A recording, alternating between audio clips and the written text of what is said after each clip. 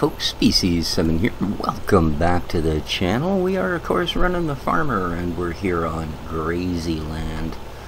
I think I'm drifting. Help. Alright, there we go. And I'm currently spraying PK. Indeed.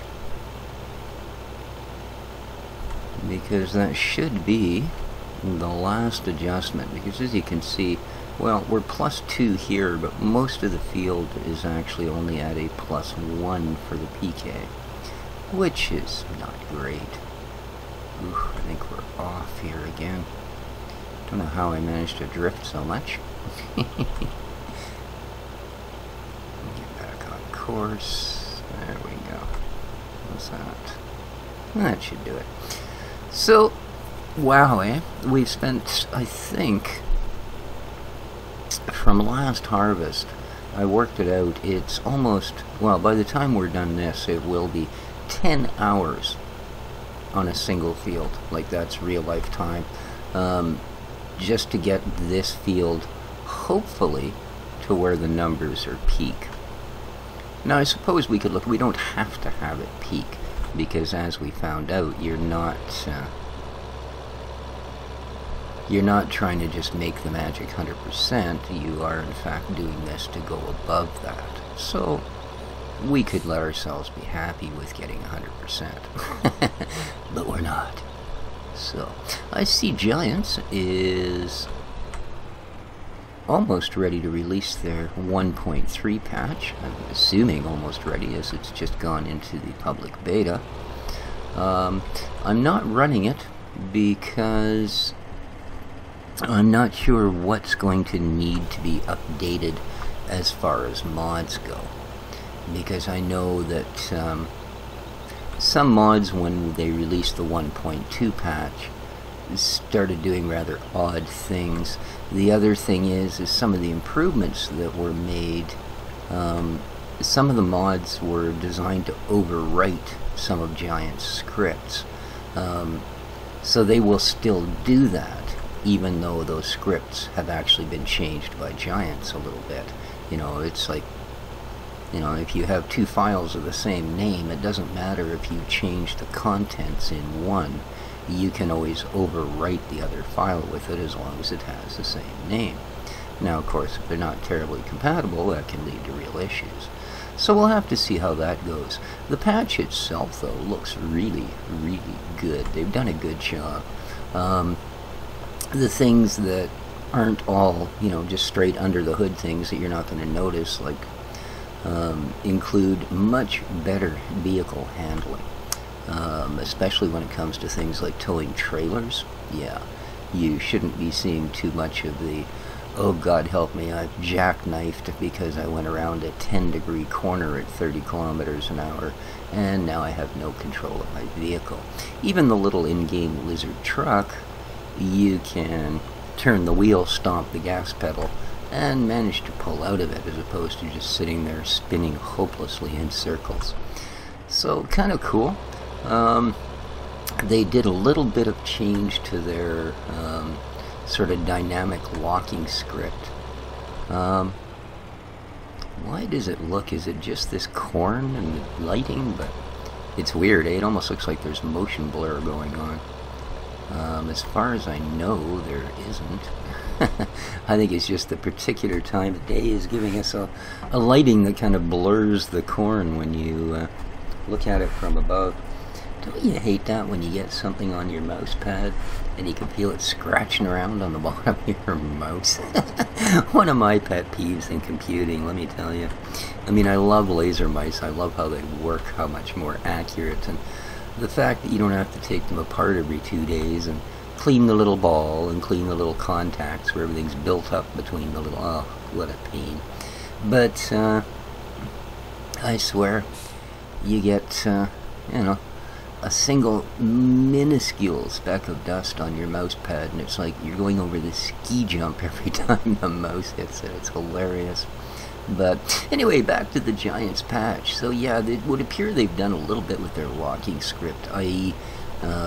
things like round bales tend to stick a little better. The trailers, when you run them, if you're packing tractors or whatever, tend to stick a little better. Just that sort of thing.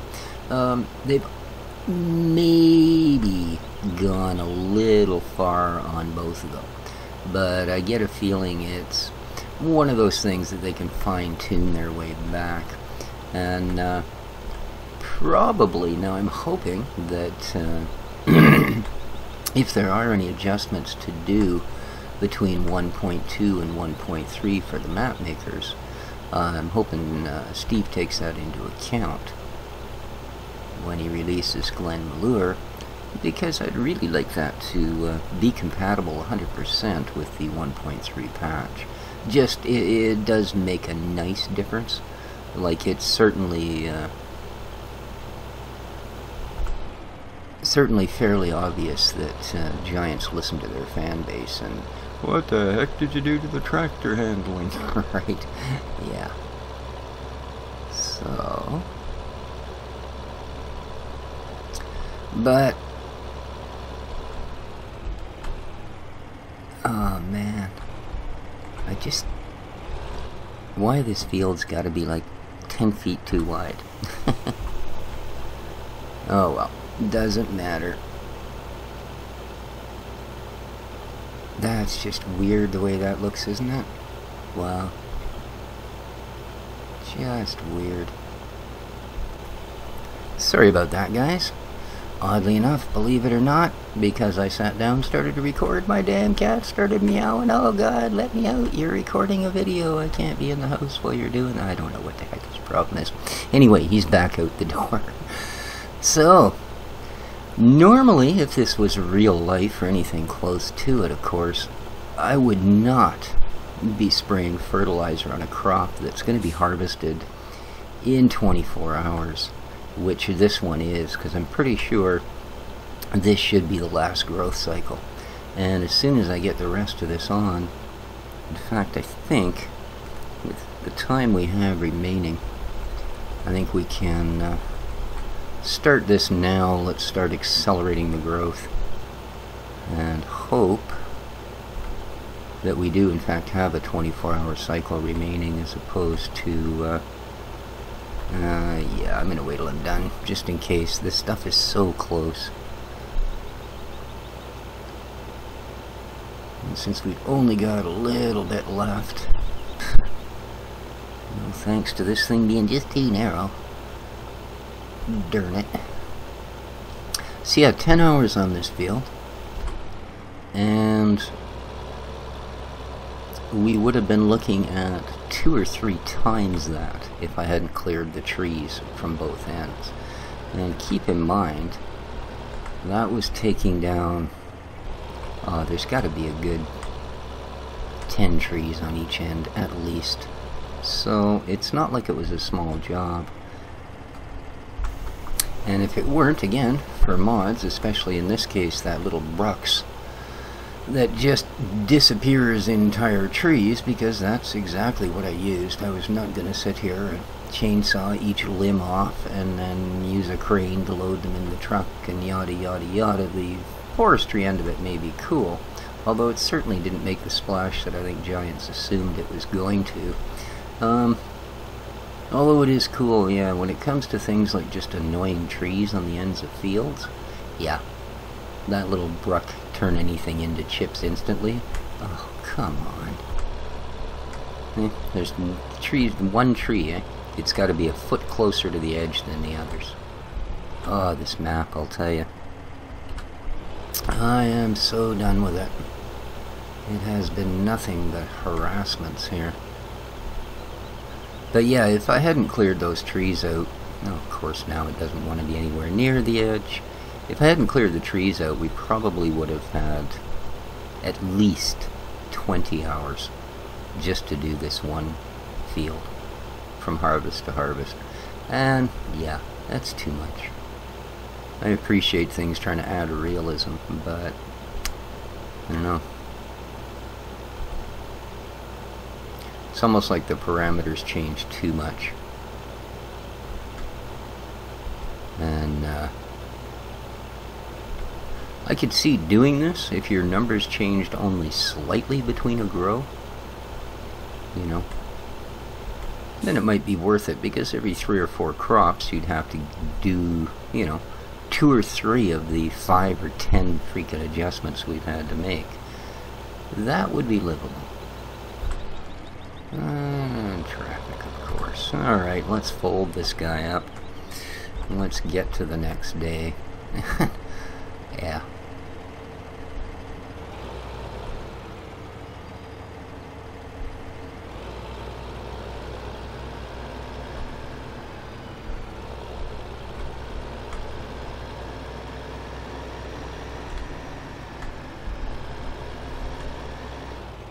Oh, come on.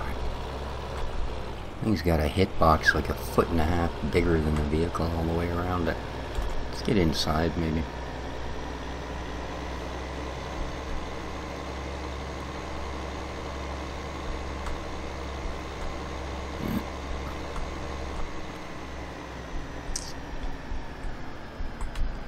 Whoa.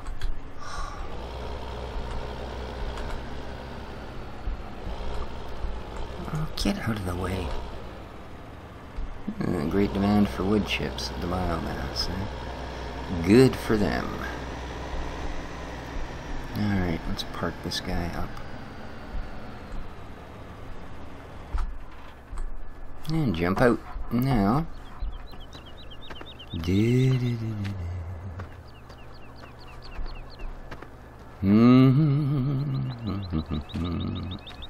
Where do I leave my corn header? There it is.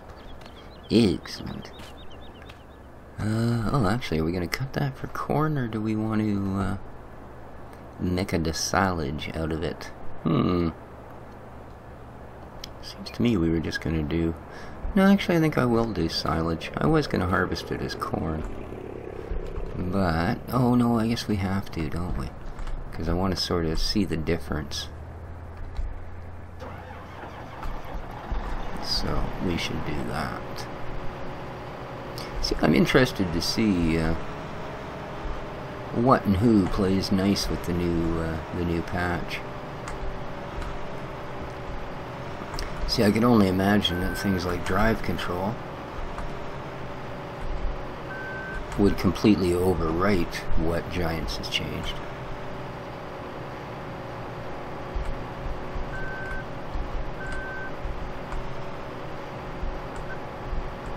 Oh, come on.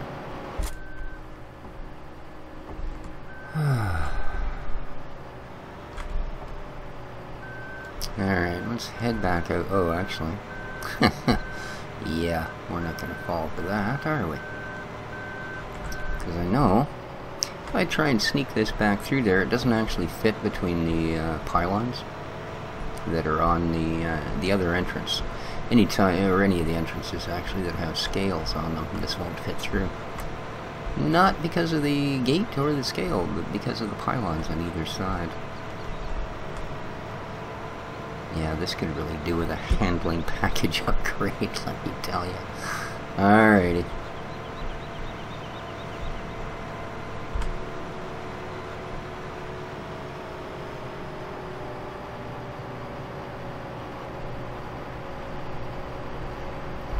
And let's get the big header unfolded.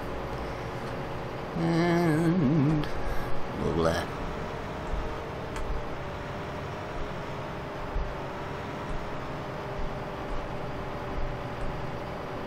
stop, please. Wow. I haven't touched the gas since I was on the field. It just keeps rolling and rolling. Alright.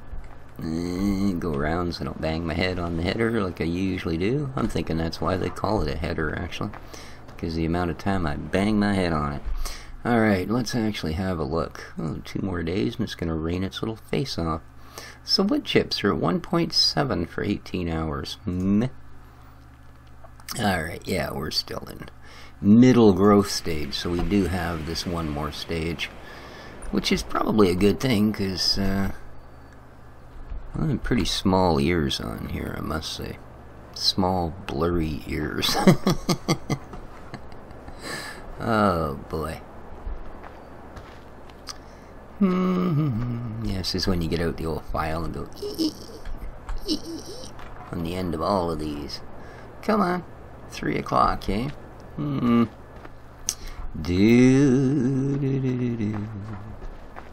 at the freaking weeds. Why are there freaking weeds?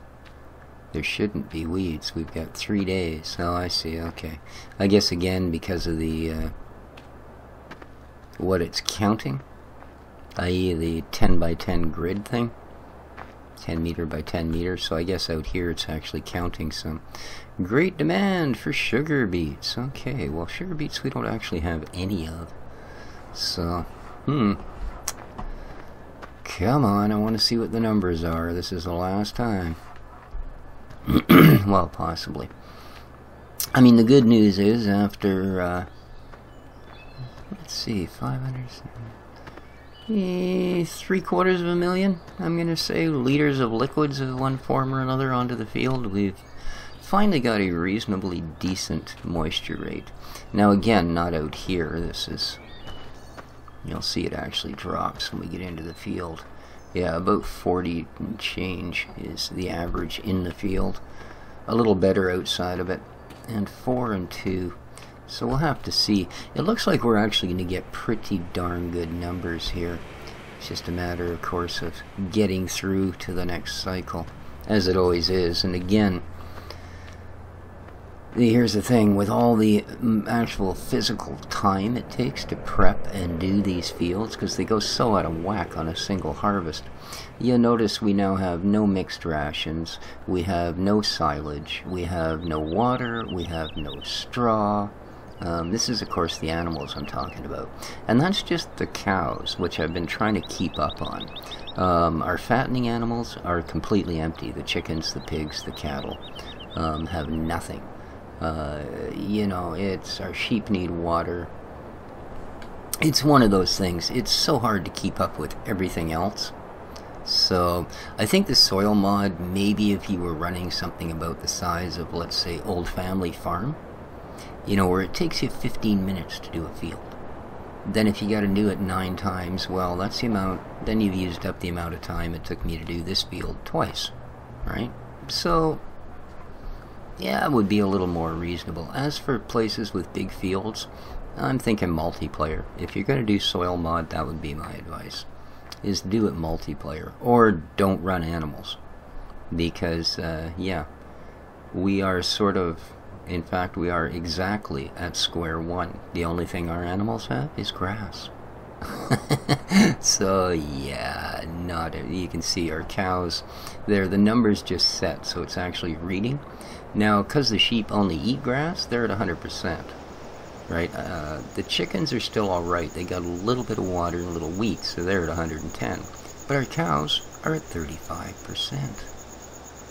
You know, that's not impressive, I'm sorry. So, yeah, which means our milk production, instead of getting 100 grand tonight, we're only going to get 60 grand. So, don't like it. But we will deal with it. Alright, we are almost to the point where we're going to get our soil update. So, let's see where it takes us.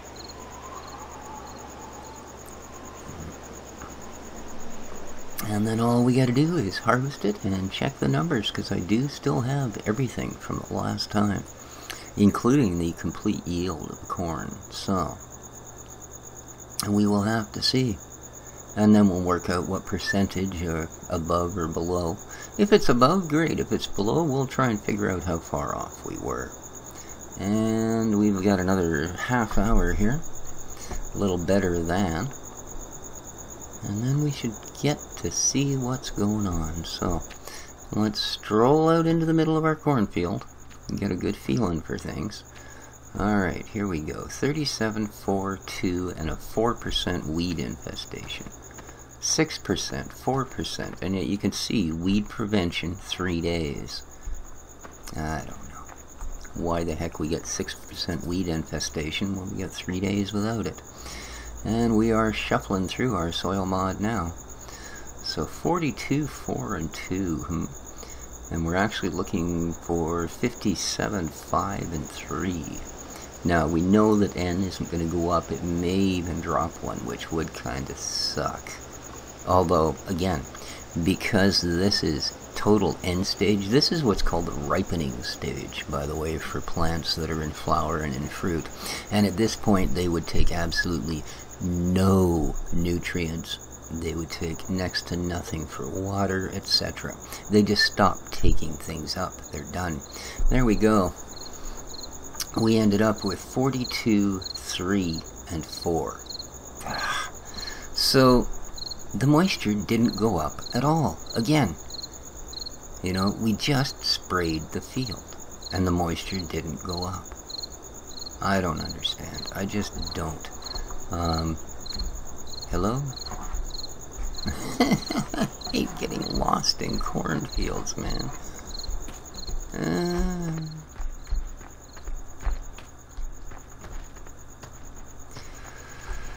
So, yeah. Well, it's time to harvest it, but,